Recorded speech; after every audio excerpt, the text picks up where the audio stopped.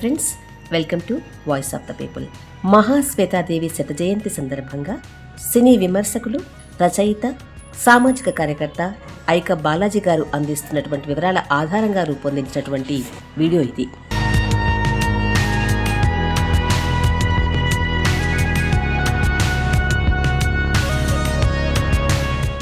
మహాశ్వేతాదేవి 100 ఏళ్లు జీవించాలనుకుంది. ఢాకాలో జన్మించిన ఆమె అదే ఢాకాలో అనారోగ్యంతో బాధపడుతున్న తన మిత్రుడు, సుప్రసిద్ధ బంగ్లాదేశ్ రచయిత అఖ్తరుజ్జమాన్ ఎలియాస్తో సంభాషిస్తూ ఈ మాటంది. 100 ఏళ్లు ఊరకనే బతకాలని కాదు, సెంచరీ కొట్టామని గర్వపడ్డానికి కాదు, చేయాల్సిన పని, రాయాల్సిన రాత చాలా ఉంది కాబట్టి అలా అంది. ఆమె తన జీవితంలోని అధిక భాగం ఆదివాసీల మధ్య వాళ్ల కోసమే గడిపింది. వాళ్ల జీవితాలని కథలుగా, రచనలుగా మలిచింది. బెంగాల్, జార్ఖండ్, బీహార్, ఒరిస్సా, ఛత్తీస్గఢ్, మధ్యప్రదేశ్ తదితర ప్రాంతాల ఆదివాసీలు ఆమెను పెద్దక్క అని పిలుస్తారు. అన్యాయం జరుగుతుందని భావించినప్పుడు ఆమె తన జీవిత చరమాంకంలో కూడా సింగూర్, నందిగ్రామ్ పోరాటాల్లో పాల్గొంది. వాటికి మద్దతుగా దైనిక్ స్టేట్స్మ్యాన్ దినపత్రికలో వ్యాసాలు రాసింది. 2016 జూలై 28 మధ్యాహ్నం మల్టిపుల్ ఆర్గాన్ ఫెయిల్యూర్ కారణంగా బెల్యూ నర్సింగ్ హోంలో కన్నుమూసింది. 90 సంవత్సరాల సుదీర్ఘ జీవితంలో బెంగాలీ సాహిత్యానికి అంతులేని కృషి చేసిందా. జ్ఞాపక శక్తిని కోల్పోవడం వల్ల చివరి 3 సంవత్సరాలు మినహా మిగతా జీవితమంతా క్రియాశీలంగానే గడిపింది. 1926 జనవరి 14న మహాశ్వేతాదేవి నేటి బంగ్లాదేశ్ రాజధాని ఢాకాలో జన్మించింది. రవీంద్రనాథ్, సత్యజిత్ రాయ్ల మాదిరిగానే సాహిత్య సాంస్కృతిక వారసత్వం గల కుటుంబంలో జన్మించింది. ఆమె తండ్రి మనీష్ ఘటక్ కవి నజ్రుల్తో కలిసి కల్లోల్ అనే విప్లవ సాహిత్యోద్యమాన్ని నడిపిన రచయిత, కవి. ఆయన యువనాస్వ అనే మారుపేరుతో రాసేవాడు. తల్లి ధరిత్రీదేవి కూడా రచయిత్రి. ఈయన తండ్రి రిత్విక్ ఘటక్ గురించి వేరే పరిచయం అక్కర్లేదు. శంఖ చౌదరి అనే మామయ్య గొప్ప శిల్పి. మరో మామయ్య Sachin Chaudhuri economic and political weekly వ్యవస్థాపక సంపాదకుడు. ఆమె ముత్తాత యాదవ్ చంద్ర చక్రవర్తి రామ్మోహన్ రాయ్ జీవిత చరిత్రను గ్రంథస్థం చేసిన ప్రథమ రచయిత. దేవేంద్రనాథ్ ఠాగూర్, కేశవ చంద్రసేన్, ఈశ్వర్ చంద్ర విద్యాసాగర్లతో ఆయనకు మంచి సంబంధాలుండేవి. ఆమె అమ్మమ్మ కిరణ్మయి దగ్గర సొంత లైబ్రరీ ఉండేది. ఆ పుస్తకాలు, సాహిత్య సంవాదాలు, అమ్మమ్మలోని ఉదారత్వం మహాశ్వేతపై చాలా ప్రభావాన్ని చూపాయి. మహాశ్వేతాదేవి విద్యా జీవితం కేవలం 4 సంవత్సరాల వయసులో ఢాకాలోని ఈడెన్ మాంటిసోరీ పాఠశాలలో ప్రారంభమైంది. తండ్రి బదిలీ కారణంగా ఆమె పాఠశాల జీవితానికి అంతరాయం కలిగినా ఇంట్లో చదువు మాత్రం ఆగలేదు. 1935లో ఆమె తండ్రి మోదినీపూర్కు బదిలీ అయినప్పుడు ఆమెను అక్కడి మిషన్ స్కూల్లో 4వ తరగతిలో చేర్చారు. మరుసటి సంవత్సరం 1936లో ఆమెను శాంతినికేతన్లో చేర్చారు. 10 ఏళ్ల వయసులో మహాశ్వేత తన తల్లిదండ్రులను వదిలి శాంతినికేతన్కు వెళ్ళినప్పుడు చాలా ఏడ్చింది. కానీ 3 సంవత్సరాల తర్వాత శాంతినికేతన్ వదిలి కోల్కతాకు వచ్చినప్పుడు ఆమె మరింత ఏడ్చింది. 5వ తరగతి నుండి 7వ తరగతి వరకు శాంతినికేతన్లో చదువుకున్న అనుభవం ఆమెను ప్రత్యేకంగా తీర్చిదిద్దింది. 7వ తరగతిలో ఆమె రవీంద్రనాథ్ను తన బెంగాలీ సబ్జెక్టుకు గురువుగా పొందింది. 1939లో కోల్కతా బేల్తోలా బాలికల పాఠశాలలో 9th క్లాస్లో చేరింది. ఆ సమయంలో ఆమె తనకంటే కేవలం 3 నెలలు పెద్దవాడైన తన పినతండ్రి రిత్విక్ ఘటక్ సమక్షంలో ఆంగ్ల సాహిత్యంపై దృష్టి పెట్టింది. అది ఆమె రచనా వృత్తికి సన్నాహక కాలంగా చెప్పొచ్చు. ఆమె మొదటి రచన 1940లో రంగ్ మషాల్ పత్రికలో ప్రచురితమైంది. రవీంద్రనాథ్ ఠాగూర్ బాల్యం గురించి రాసిన రచన అది. 1942లో మెట్రికులేషన్ పాస్ అయిన తర్వాత మహాశ్వేతను అశుతోష్ కళాశాలలో చేర్పించారు. ఆమె కమ్యూనిస్టు పార్టీ సభ్యురాలు కాకపోయినా పార్టీ కార్యకలాపాల్లో పాల్గొనేది. పార్టీ సమావేశాలకు హాజరయ్యేది. పార్టీ ప్రచార పత్రికలైన పీపుల్స్ వార్, జనశుద్ధ కాపీలను అమ్మేది. బహుశా ప్రజల పట్ల ఉన్న లోతైన ప్రేమ వల్ల కమ్యూనిజంపై ఆమెకు నమ్మకం ఏర్పడింది. తన తల్లి పాత కుట్టు యంత్రాన్ని ఉపయోగించి బట్టలు, దోమతెరలు, దిండు కవర్లు తయారు చేసేది. ఆర్థికంగా స్వతంత్రంగా మారాలనే కోరికతో ఆమె 1942లో తన క్లాస్మేట్స్ సహాయంతో చిత్రరేఖ అనే బట్టల ముద్రల దుకాణాన్ని ప్రారంభించింది. 1944లో తన తండ్రి బదిలీ కారణంగా రంగపూర్కు వెళ్ళింది. అక్కడ ప్రఖ్యాత గాయకులు వినయ్ రాయ్, రేబారాయ్ చౌదరిలతో పరిచయం ఏర్పడింది. అక్కడ భారతీయ గణనాట్య సంఘ నృత్యగానాల వర్క్షాప్లో చేరింది. ఈ అనుభవం ఆమె తర్వాతి కాలంలో నాటకాలు రాయడానికి ఉపయోగపడింది. 1944 చివరిలో BA చదవడానికి మళ్లీ శాంతినికేతన్కు వెళ్ళింది. శాంతినికేతన్లో చదువుతున్నప్పుడు దేశ్ పత్రిక సంపాదకుడు సాగర్ మోయ్ ఘోష్ ఆదేశం మేరకు ఆమె చిన్న కథలు రాయడం ప్రారంభించింది. ఆ సమయంలో ఆమె రాసిన 3 చిన్న కథలు దేశ్ పత్రికలో ప్రచురితమయ్యాయి. 1946లో ఇంగ్లీష్ ఆనర్స్లో BA పాస్ అయిన తర్వాత కలకత్తా విశ్వవిద్యాలయంలో MA ఇంగ్లీష్లో చేరింది. అయితే 1946 మత అల్లర్ల ఫలితంగా కాలేజీలు, యూనివర్సిటీలు మూతపడ్డాయి. అప్పుడు ఆగిన MAను దాదాపు 15 సంవత్సరాల తర్వాత 1963లో పూర్తి చేశారామె. 1947 ఫిబ్రవరి 10న ప్రఖ్యాత నాటకకర్త, రచయిత బిజన్ భట్టాచార్యను వివాహం చేసుకుంది. కమ్యూనిస్టు పార్టీ సభ్యుడిగా గడిపే ఆయనకు ఆదాయమన్నది లేదు. అంచేత కుటుంబ బాధ్యతను తన భుజాలపై వేసుకుని 1948లో పద్మపుకూర్ ఇన్స్టిట్యూట్లో టీచర్గా చేరింది. జీవనోపాధి కోసం చాలా పార్ట్ టైం ఉద్యోగాలు చేసింది మహాశ్వేత. 1949లో కేంద్ర ప్రభుత్వ పోస్టల్ ఆడిట్లో క్లర్క్గా ఉద్యోగం వచ్చింది. కానీ ఆమె టేబుల్ డెస్క్లో కమ్యూనిస్టు పుస్తకం దొరికిందన్న నెపంతో ఆమెను ఉద్యోగం నుంచి తొలగించారు.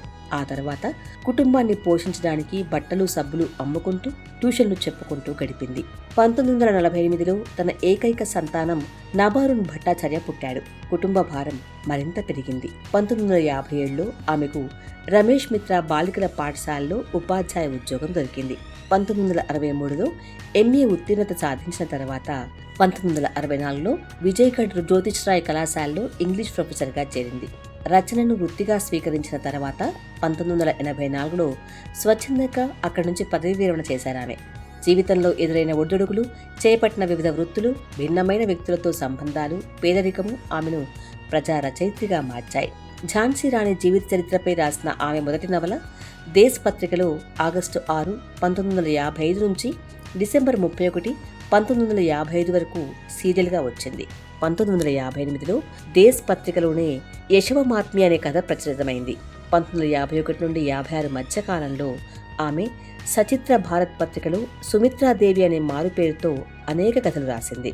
Vision has shaped my talent and given it permanent form. He has made me into what I am today అంటూ ఎంతో గర్వంగా చెప్పుకున్న ఆమె 1962లో అతని నుండి విడాకులు తీసుకుంది. 12-13 ఏళ్ల నవరుణ్ణు విడిచిపెట్టాల్సి రావటం ఆమెను తీవ్రంగా బాధించింది. నిద్రమాత్రలు మింగి ఆత్మహత్యకు ప్రయత్నించింది. వైద్యులు ఆమెను బ్రతికించారు.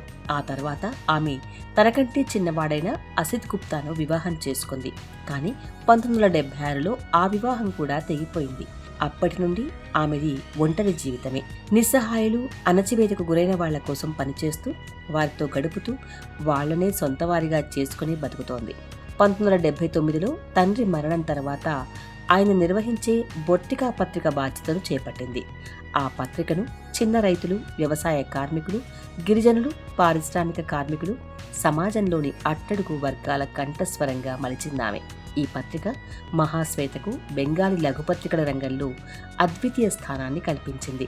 1982 నుంచి 84 మధ్య కాలంలో కళాశాల ఉద్యోగం నుండి 2 ఏళ్లు సెలవు తీసుకుని జుగాంతర్ పత్రికకు ట్రావెలింగ్ జర్నలిస్ట్గా మారి ఆమె ఆదివాసీలు, అణగారిన ప్రజల జీవితాల, పోరాటాల కథలను సేకరించింది. ఈ జర్నలిస్టు జీవితం ఆమె సాహిత్య జీవితాన్ని సుసంపన్నం చేస్తూ విషయ వస్తువును ఎంచుకోవడంలో దిశానిర్దేశం చేసింది. ఝాన్సీ రాణి నవల ఆమెకు అపారమైన కీర్తిని ఆర్జించి పెట్టింది. అప్పటి నుండి చరిత్ర, జానపద సంస్కృతి ఆమె రచనలోని ప్రధాన అంశాలుగా మారాయి. ఝాన్సీ రాణి నవల రచనకు సంబంధించిన కథ కూడా చాలా ఆసక్తికరమైంది. 1952లో బిజన్ భట్టాచార్య ఒక హిందీ చిత్రానికి స్క్రీన్ ప్లే రాయడానికి ముంబై వెళ్ళాడు. అతడితో పాటు మహాశ్వేత కూడా వెళ్ళింది. ముంబైలో మహాశ్వేత మామయ్య ఎకనామిక్ అండ్ పొలిటికల్ వీక్లీ వ్యవస్థాక సంపాదకుడు సచిన్ చౌదరి ఉండేవాడు. ఆయన దగ్గరున్న సిపాయిల తిరుగుబాటు చరిత్ర పుస్తకాలు చదివి ఝాన్సీ రాణిపై 400 పేజీల నోట్స్ రాసుకుంది మహాశ్వేత. కానీ ఎంతకీ సంతృప్తి కలగడం లేదు. చివరికి స్నేహితుల నుండి అప్పు తీసుకుని 1954లో బుందేల్ఖండ్కి పోయి కొన్ని నెలల పాటు గ్వాలియర్ ప్రాంతపు గ్రామాలు తిరిగి ఝాన్సీ రాణిపై ప్రాంతీయులు పాడుకునే జానపద పాటలను, జానపద కథలను సేకరించింది. ఝాన్సీ రాణి బంధువుల నుండి కూడా సమాచారం సేకరించి కలకత్తాకు తిరిగి వచ్చాక ఝాన్సీ రాణి కథను సరికొత్తగా రాసింది. అప్పటి నుండి రచనే తన వృత్తి అని తీర్మానించుకుంది. ఏ సమస్యపై రాయాలన్నా విపరీతంగా సమాచారాన్ని సేకరించేది. ప్రజల కోణాన్ని తెలుసుకోవడానికి జానపద పాటలను, కథలను సంగ్రహించి నిశితంగా అధ్యయనం చేసేది. ఆ తర్వాతనే రచన మొదలుపెట్టేది. అంతకు మించిన షార్ట్ కట్లు ఆమె దగ్గర ఉండేవి కావు. అందుకే ఆమె రచనలకు బెంగాలీ సాహిత్యంలో అంతటి విశిష్ట స్థానం దక్కింది. సాహిత్య సృష్టి కేవలం ఒక అభిరుచి కాదు, రచయితగా ప్రజల పట్ల నాకుండాల్సిన బాధ్యతకు సంబంధించిన వ్యక్తీకరణ అన్నది ఆమె నమ్మకం. 1957లో ప్రచురితమైన నోటీ నవల సిపాయిల తిరుగుబాటు నేపథ్యంలో భుదాభక్ష్ మోతీల ప్రేమ కథను చిత్రిస్తుంది. 1857 నేపథ్యంలోనే అమృత్ సంచయ్ నవలను చంపా అనే కథను రాసింది. 18వ శతాబ్దంలో మరాఠా సైన్యాలు బెంగాల్ ప్రజలపై చేసే దండయాత్రలను బొర్గీ దండయాత్ర అని అంటారు. ఈ విషయంపై రాసిన నవల ఆధార్ మాలిక్. ఆమె చారిత్రక రచనల్లో రాజుల కోణం కంటే ప్రజల కోణమే ప్రధానంగా కనిపిస్తుంది. మధురే మధురే, ఎతటుకు ఆశ, తిమిర్ లోగోన్, తారార్ ఆధార్, లైలీ అష్మానేర్ తారా వంటి నవలల్లో మధ్యతరగతి సామాజిక వాస్తవాన్ని చిత్రించింది మహాశ్వేత. ఆ తర్వాత వచ్చిన కవి బంజర్ఘాటి, గాయనేర్, జిబోన్ ఓ మృచ్చ, హజార్ చురాషీర్మా, అరణ్యర్ అధికార్ నవలలు రచయితగా ఆమె స్థానాన్ని ఉన్నత స్థాయికి చేర్చాయి.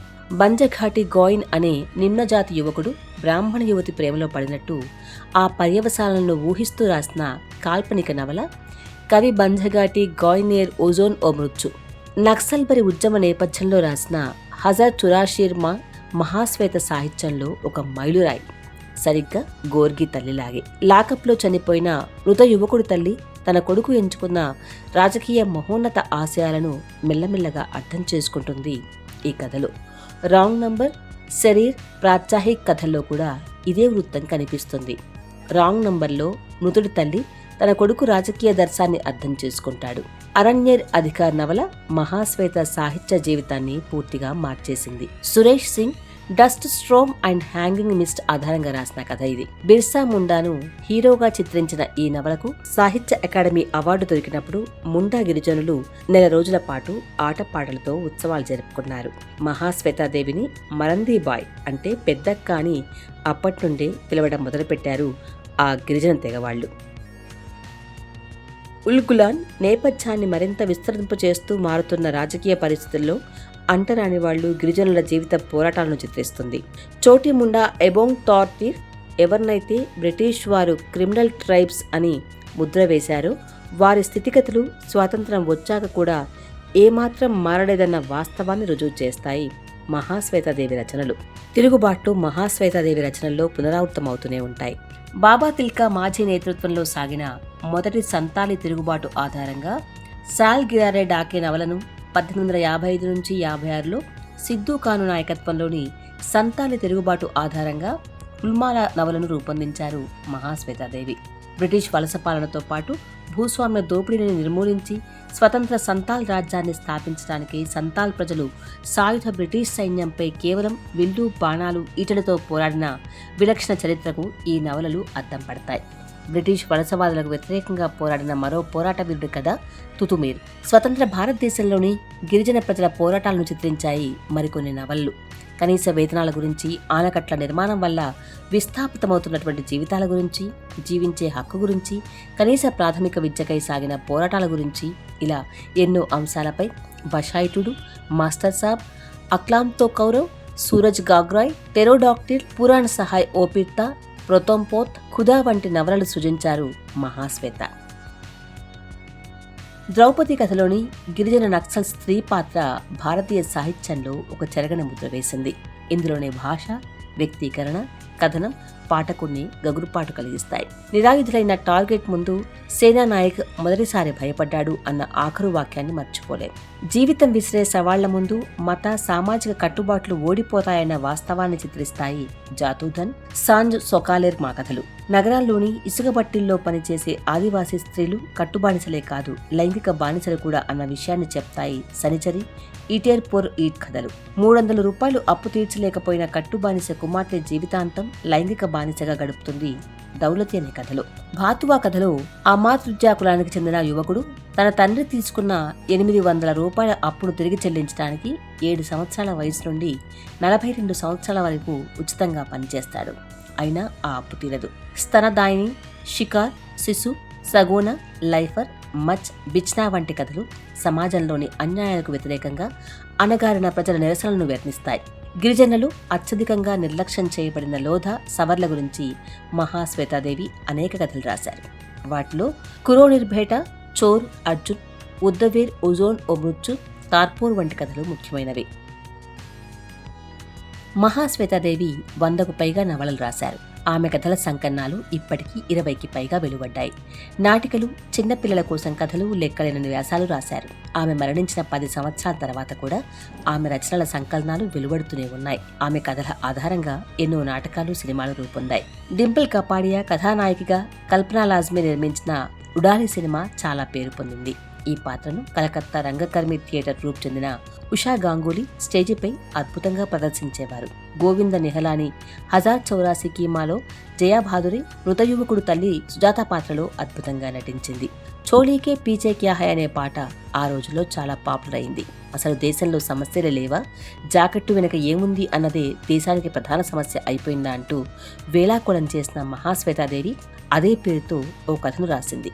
ఆ కథ ఆధారంగా గంగూర్ అనే ఇటాలియన్ సినిమా తయారైంది. సంఘర్ష్, ఉల్లాస్, గుడియా వంటి చాలా సినిమాలు, నాటకాలు ఆమె రచనల ఆధారంగానే వచ్చాయి. మహాశ్వేతాదేవి జీవితం ఆధారంగా అరిందమ్ సీల్ అనే దర్శకుడు ఇటీవల బెంగాలీలో మహానంద అనే సినిమాను నిర్మించాడు. గార్గి రాయ్ చౌదరి ఆ పాత్రను పోషించింది. జోషి జోసెఫ్ అనే దర్శకుడు మహాశ్వేతాదేవిపై జర్నీయింగ్ విత్ మహాశ్వేతాదేవి క్లోజప్ అనే డాక్యుమెంట్లు నిర్మించాడు. మహాశ్వేతాదేవి అవార్డుల కోసం ఎప్పుడు రాయలేదు, కానీ ఆమెకు లెక్కలేనన్ని ప్రతిష్టాత్మక అవార్డులు అందాయి.